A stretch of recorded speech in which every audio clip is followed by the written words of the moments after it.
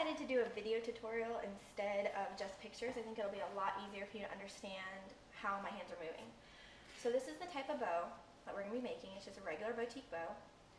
And I'm going to eventually show you how to make layered stack bows, but this bow is on the top and on the bottom. So if you can't make this, you're not going to be able to do this one.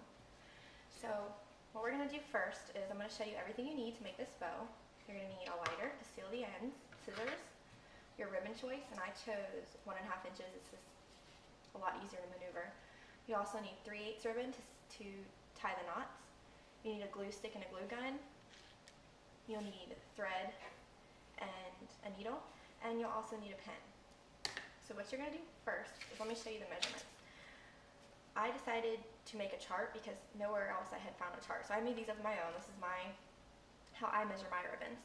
I go by a small, medium, large, or extra large, and then I cut a certain amount of inches, so every bow is the same size. We're going to do a 3-inch medium bow, which I cut 22 inches, and then we go in 1 inch and mark the ribbon every 5 inches, and I'll show you what I mean about that in 1 second. So what you do first is go ahead and take your ribbon, and you're going to cut it 22 inches. This one's just a little bit bigger than I need it to be.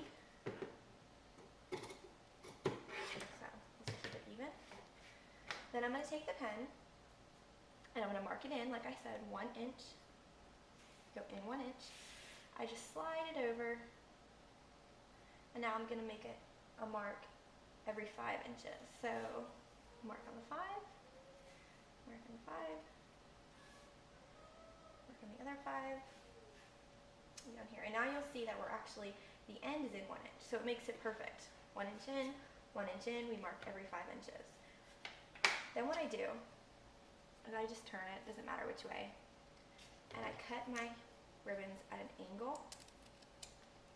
I don't like straight edges and bows. You might like it. A lot of people also do V cuts. Just depends. So for right now, I'm just going to show you this cut. You then take your lighter or what you're using. Some people use fray check. This is just quicker and easier for me. You simply go over it very quickly just to seal the end. You don't want your ribbons fraying. It helps your bow stay together easier without little threads coming undone. So then what you do is you take your ribbon. I like to have my pointed edges down, and you start with the first line, dot, whatever you marked. You're going to take it and match them up to the second one.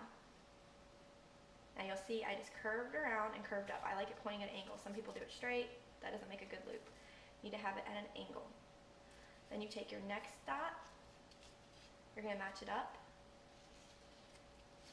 and pull it over. You see this one's going at an angle. I don't want them straight, I want them angled. Then you can see the bottom loop of the bow is formed already. You look behind you and you see the other dot. You can push it to the back. Now the big thing about the back one is you don't want them even. Some people would put it down here. You want this to give a little bit of space. You don't want them to line up exactly with the bottom.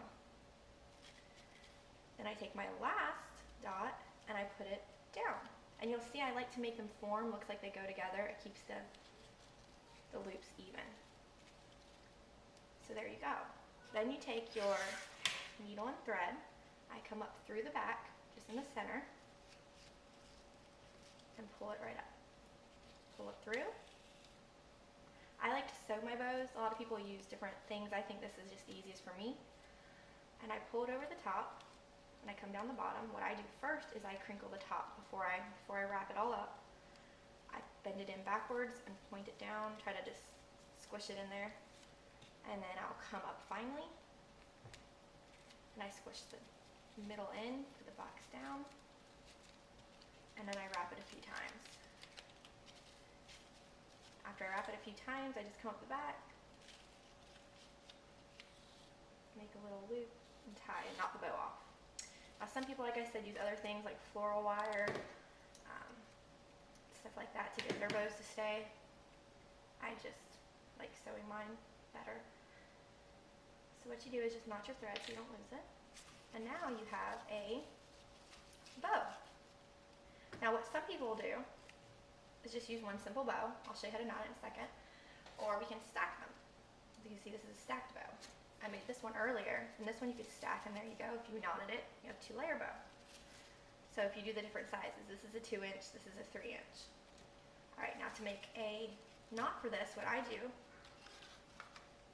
is I cut 7 inches off first. Sorry, she told you need clips too for your bows. Whether you want double prong, which is I think these are easier, they match up with the 3/8 a lot better. Or if you use single prong, they just don't fit as nicely in the ribbon.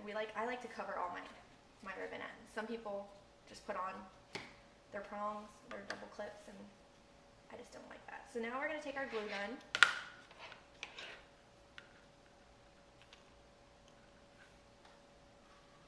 And we're going to put some glue down.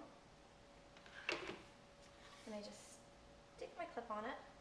It's all nice and hot. And then I just do the rest like this.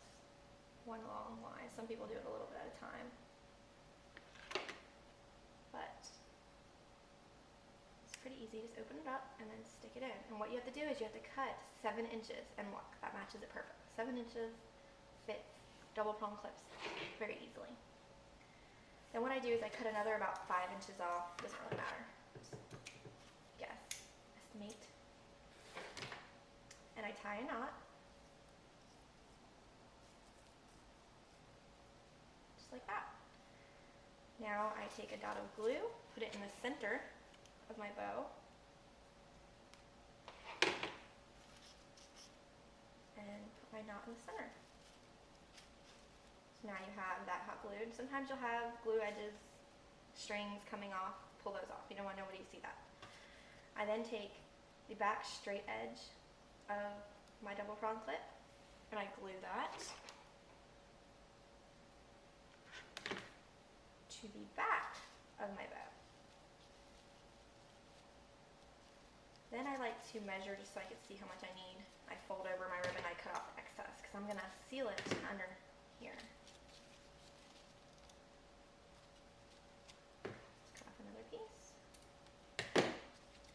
So now I can open my bow and put a little hot glue inside, open my clip I mean, sorry, and put a little hot glue inside, pull that up, seal it, let it close, press down, and another piece of hot glue in there, let it go and cross, seal that one, close it up, and get all this other extra hot glue off. Now you have a bow that they can wear immediately. It's perfect and so simple and easy to make. And like I said before you put your double clip or your center knot, you can just take it, sew them together. I would just put them together and then come through both, wrap it and tie it, and then I would put my center knot and a back on, and that's how I made this. So you just make a simple bow, and I'll leave the size instructions under this video so that you can have the measurements for yourself. And later on, I'll teach you how to add spikes, how to add the surrounder loops, and that way you can make a stacked bow, which this was for my girls' Halloween outfits to Disney. This is also one of the summer bows we like, which flip-flops, which every girl loves. You can even add more fun by adding rickrack, glitter trims, or even with this, we did marabou, and this is the same bow. You just put it in the center. Then you fill it with stuff and put a bigger one on the bottom and do your same clip and center knot. Or sometimes you can do flat knots, which they look nice in some bows too. And eventually I'll even help make a tutorial for rosettes, which I'm really getting into these now. They look adorable and vintage and so cute on the girls.